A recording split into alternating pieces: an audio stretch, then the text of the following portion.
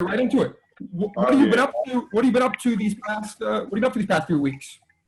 Well, kids are out of school now. Remote schooling was a challenge. So once my wife figured that out and we got that dialed in, things started running a lot smoother. And from there, now my son, he plays a lot. My girls were keeping him busy, with ballet classes and stuff through Zoom. But just working out with myself, working out with my son, and that's it, pretty much. Yeah, I think for me, man, like when the pandemic hit, I was like, oh man, I got to be home. I've never been home this much, but I'm actually enjoying it, man. I'm doing stuff like you said. I'm working with my son every day. My girls, we're in the gym as well. Like, so it's just things that I was never here for. 14 years in the league, and you had a long, great career. It's just one of those things that it's a blessing in disguise. And I know you still trying to continue to play, and I think you should be able. I think you should be on a roster. You're one of my favorite all-time players. One of the guys I hated playing against. Hey, I hated playing against you too, Jameer. I hated it. I'm like, man, this dude got handle. He can shoot. How do you guard this? And then you can just guard too. I'm like, man, somebody else bring it up. I'm gonna catch you here if I can do something over here. Yeah, but it's funny. Like, I was talking about, like, we had battles in Atlanta. And I would take the challenge. Like, you know what? Let me try to guard Jamal. Whether I can or can't, I'm just at least trying my hardest. And you just gonna have good games. I knew it, and I took that and I ran with it, man. But it was always an honor for me to try to guard you because I knew it was gonna be a tough cover every night. Nah, and I only took the challenge to shoot for so long. I said, hey, somebody else got to come over here. I'm gonna help from the side. Hey, the way you were splitting pick and rolls and pulling up, I'm like, I don't want no problems. But nah, man, it was always an honor. I remember we played you guys 2 years in a row. And the first year, you guys swept us. Like you guys broke a record at the time, like the biggest margin of victory. So I think you guys beat us by like 20 plus. The next year we played you guys, and we didn't double Dwight, so we played straight up, and we had more success. But those were fun battles, man. And just like watching you turn to an all-star and watching you, do your thing in college and watching your growth and how you led the team. Like you had a great career, bro. And I thought you should have still been playing. I don't know if you wanted to stop or what, but you know how they're doing vets now, which is crazy to me. It's become a young league, and when we're gonna let you talk, man, but we chopping it up right now. You know what I'm saying? Go for it, guys. One of those things. I felt like one right here.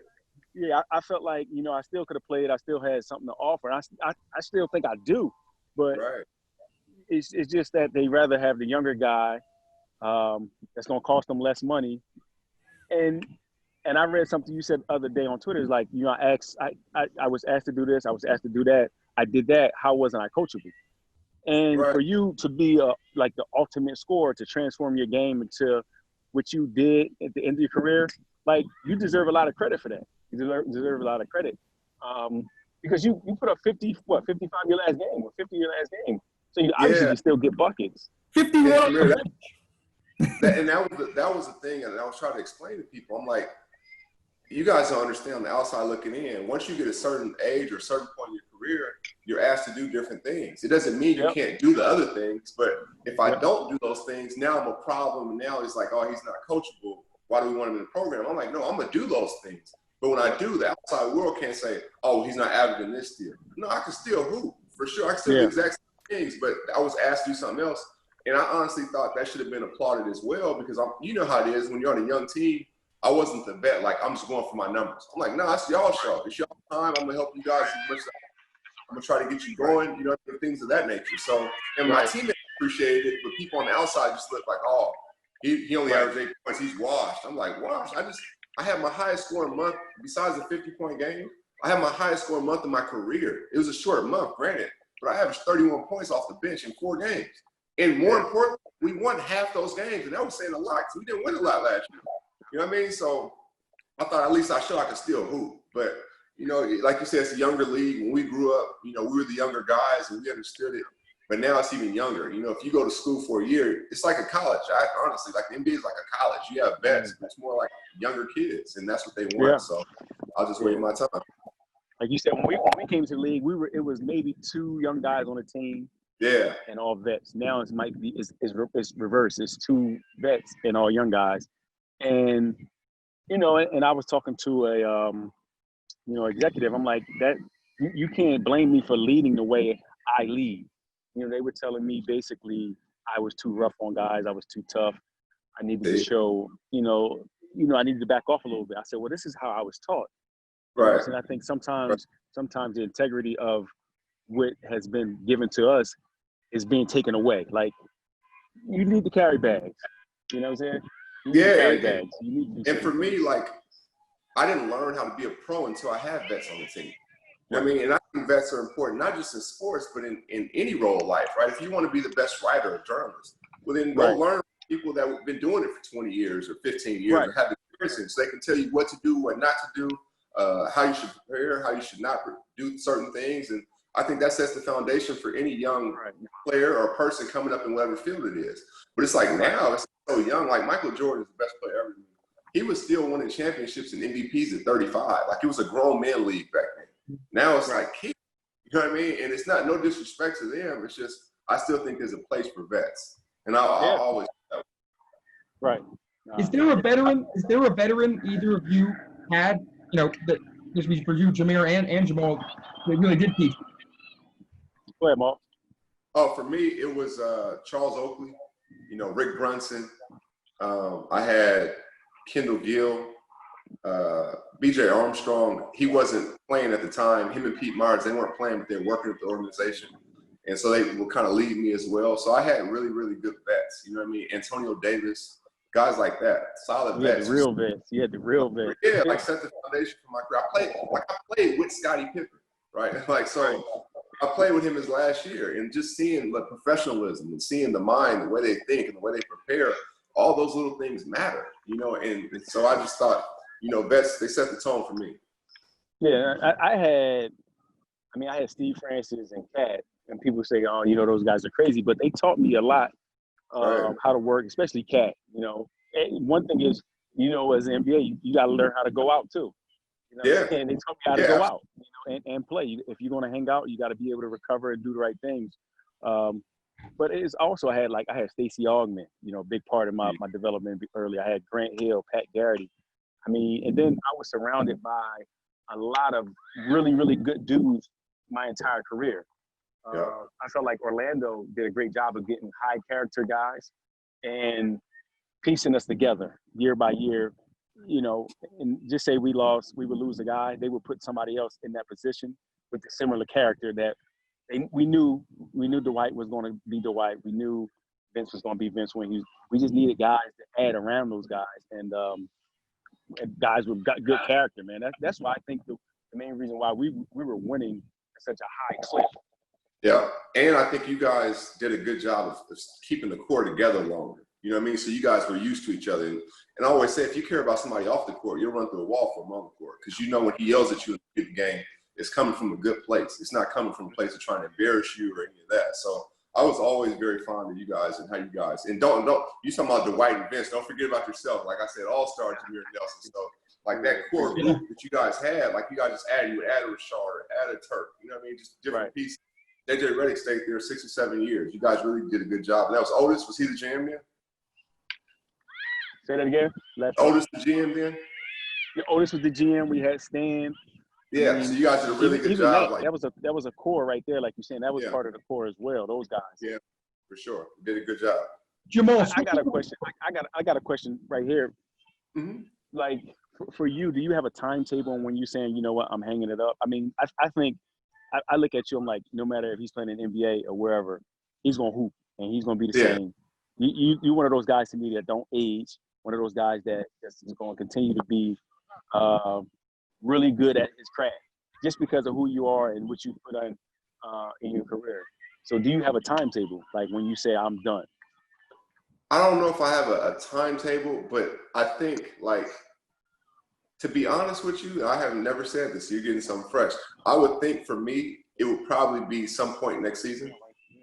You know what I mean? Like, it may not be the beginning of the next season. Maybe a team in the playoffs then, or fighting for the playoffs later on in the season. And at that point, probably if it doesn't happen, I would probably say, okay, that's it. And you know how it is. Mentally, I think that's the hardest thing. And that's why I think not playing this season has helped my transition whenever it comes to an end, because seeing the things, like I stopped watching full games for a while. And one time I was watching the game, my daughter was like, "Hey, I want you to take me to the dance." And that was probably the first time ever where I just stopped cold turkey watching the game. Like, okay, let's go to the dance. I had no plans on taking her to dance that day. I didn't know she was wanted to go to a dance, but things like that, you see what's important and what's not. Like yesterday, my son caught his first fish. And he plays basketball. It was like he hit a game-winning shot. Like he was so excited, just missing those things. And I'm sure, last year was the first year where they didn't stay with me because I signed a day before the season, so kids were already in school and everything.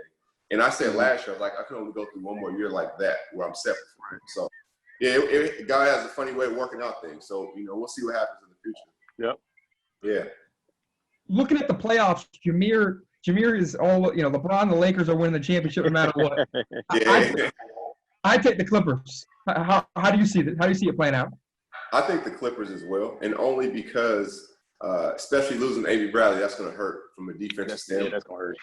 That's going to hurt big time. But I thought the Clippers had more guys who can create shots. And Jameer knows, having all the success they had in the playoffs, you need guys because everybody knows everybody's plays at that point. So you need guys who can just generate something. And I think the Clippers have more guys who can do that between Kawhi, PG, and Lou, right? And you can go to Montrez on the post in the pick and roll. So I think they have more closers. But I think if they went 7 games and the Lakers etched it out, I wouldn't be shocked. But I think the Clippers right now are probably a little bit more prepared. And I think they've had time to get their main guys healthy again, guys who are banged up over this period.